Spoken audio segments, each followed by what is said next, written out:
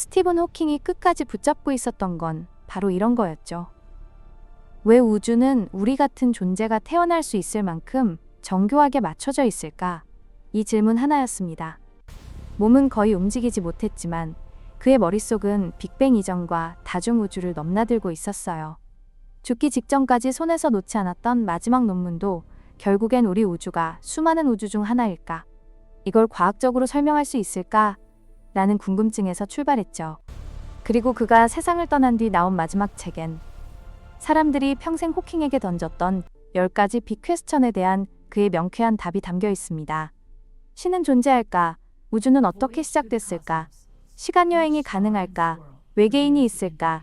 인공지능이 인간을 뛰어넘을까? 이런 질문들이요.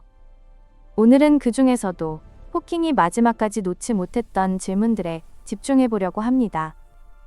호킹의 인생을 한 문장으로 요약하자면 이렇습니다. 몸은 갇혀 있었지만 그의 질문은 우주 끝까지 뻗어나갔다. 그는 20대 초반에 루게릭병 진단을 받았고 의사들은 몇 년밖에 못 산다고 했어요. 그런데 그는 70대까지 버텼습니다. 살아있는 동안에도 우주에 대한 가장 어려운 질문들을 정면으로 받아쳤죠. 보통 사람이라면 그냥 철학적 고민으로만 끝낼 질문들을 그는 과학과 수학으로 부딪혔습니다.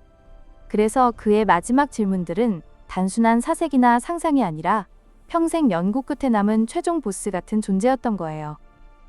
호킹의 마지막 책에 담긴 10가지 질문을 보면 그가 어디에 가장 꽂혀 있었는지 바로 알 수 있습니다. 신은 있을까? 우주는 어떻게 시작됐을까? 블랙홀 안에는 뭐가 있을까? 우리 말고도 우주 어딘가에 다른 지적 생명체가 있을까? 인류는 계속 살아남을 수 있을까? 인공지능은 어디까지 갈까? 인류가 우주로 나가야 할까? 이런 질문들이죠. 말은 간단해 보여도 사실 인류 전체의 운명이 걸려있는 문제들입니다. 호킹은 이게 정답이다라고 단정하기보다는 지금 과학이 어디까지 밝혀냈고 어디까지 말할 수 있는지 솔직하게 보여주려 했어요. 그의 답은 짧지만 그 뒤에는 수십 년 연구가 응축되어 있죠. 이제 가장 논쟁적인 질문부터 가볼게요. 신은 존재하는가? 호킹의 결론은 명확합니다. 그는 인간처럼 의지를 가진 인격적 신이 우주를 설계했다고 보지 않았어요. 이유는 단순합니다. 우주가 시작된 순간, 그러니까 빅뱅 이전엔 시간 자체가 없었다는 거죠. 시간이 없는데 그 전에 누가 만들었다는 질문은 성립이 안 돼요. 그래서 호킹은 신이 우주를 만들었다는 말은 우리가 아는 물리 법칙으론 설명되지 않는다고 본 겁니다. 여기서 끝이 아니에요. 호킹은 자연의 법칙 자체를 신이라고 부를 수 있다고도 했어요. 우주를 움직이는 수많은 규칙들의 모음, 그 자체가 신이라는 거죠. 이건 정말 시적인 해석 아닙니까? 초월적 존재가 아니라 우리 주변에 숨어있는 수학적 물리적 법칙들을 신으로 보는 거예요. 결국 호킹의 입장은 신은 없다. 로만 정리하기엔 너무 단순하고 실제로는 우주를 설명하는데 초자연적 존재는 필요 없다에 더 가깝습니다. 사람들이 제일 궁금해하는 또 다른 질문도 있죠. 우주 어딘가에 우리 같은 존재가 또 있을까? 호킹은 여기에 대해 거의 확실히 있다. 다만 우리가 만나기엔 너무 어렵다고 답했습니다. 우주가 얼마나 넓은지 가늠이 안 간다면 이렇게 생각해 보세요. 지구가 모래 한 알이라면 우주는 어마어마하게 넓은 해변 전체쯤 된다는 거죠. 그 각 모래알이 별 하나고 그 주위에 행성들이 돌고요. 이 중에 단 한 번만 생명이 등장했다고 보는 게 오히려 더 기적 아닐까요? 그런데 있다고 해서 만날 수 있는 건 또 다른 문제입니다. 첫째, 생명이 생겨도 지적 존재까지 가는 데는 엄청난 시간이 필요합니다.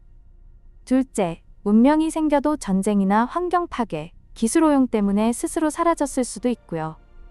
셋째, 우리와 비슷한 지성이 있다 해도 거리가 너무 멀어서 신호 한 번 주고받는데 수만 년이 걸릴 수 있죠. 호킹은 여기서 한 발 더 나아가 지적인 생명체가 꼭 살아있는 생물일 필요도 없다고 했어요. 충분히 발전한 기계나 프로그램도 자기 복제와 학습, 의사결정이 가능하다면 지성으로 봐야 한다는 거죠. 이제 우리 시대와 가장 맞닿아 있는 질문입니다. 인공지능은 인간을 초월하게 될까? 호킹은 이 부분에서 놀랄 만큼 진지했고 때로는 비관적인 경고까지 남겼어요. 인간의 뇌와 지렁이, 뇌를 비교하는 비유도 들었습니다. 둘 다 신경세포가 연결된 네트워크일 뿐, 구조가 더 복잡하냐, 덜 복잡하냐의 차이일 뿐이라는 거죠.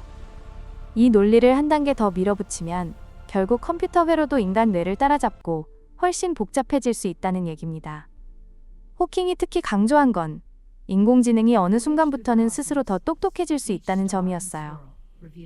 인간은 자기 뇌 구조를 바꾸는데 한계가 있지만 인공지능은 스스로를 업그레이드하는 알고리즘을 만들 수 있거든요. 그 순간부터 속도가 완전히 달라집니다. 호킹은 앞으로 100년 아니면 그보다 더 빨리 이런 단계에 도달할 수 있다고 봤어요. 그리고 이 과정이 인간의 통제를 벗어나면 인류가 지구의 주인 자리를 내줄 수도 있다고 경고했습니다. AI는 인류 문명 역사상 가장 좋은 일일 수도, 가장 나쁜 일일 수도 있다. 이 말이 그냥 무겁게 들리는 게 아니에요. 여기서 분위기를 조금 더 끌어올려 볼까요? 진짜 핵심은 여기서 시작됩니다. 호킹이 마지막까지 집요하게 붙잡았던 질문이 또 하나 있죠. 우주는 왜 이렇게 생명이 살기 좋게 맞춰져 있을까? 우주의 여러 물리상수를 아주 조금만 바꿔도 별도 못 태어나고 원자도 안정적으로 존재하지 못하며 물도 액체로 있을 수 없다고 합니다. 그런데 현실의 우주는 마치 누가 정밀하게 다이얼을 맞춰놓은 것처럼 생명 탄생과 진화에 딱 맞는 값들을 갖고 있어요. 이걸 과학자들은 파인 튜닝, 즉 미세 조정이라고 부릅니다. 마치 라디오 채널을 아주 살짝만 돌려도 소리가 안 나오다가 딱 맞는 지점에서만 깨끗하게 들리는 것과 비슷하죠. 지금 우주는 그 딱 맞는 지점에 세팅된 것처럼 보입니다. 그러니 자연스럽게 그럼 누가 맞췄을까? 라는 질문이 튀어나오고 많은 사람들은 여기서 다시 신을 떠올려요. 하지만 호킹은 또 다른 해석을 제시합니다. 애초에 우주가 하나가 아니라면 어떨까? 여기서 그의 마지막 논문 이야기가 이어집니다. 호킹은 다중우주라는 개념에 깊이 빠져 있었습니다. 우주가 한 번만 빅뱅으로 탄생한 게 아니라 수많은 우주가 각각 다른 조건으로 생겨날 수 있다는 거죠. 그 수많은 우주 중 대부분은 별도, 행성도, 생명도 없는 불모의 공간일 수 있어요. 하지만 극소수의 우주만이 물리상수들이 생명 탄생에 딱 맞는 조합을 가질 수 있겠죠.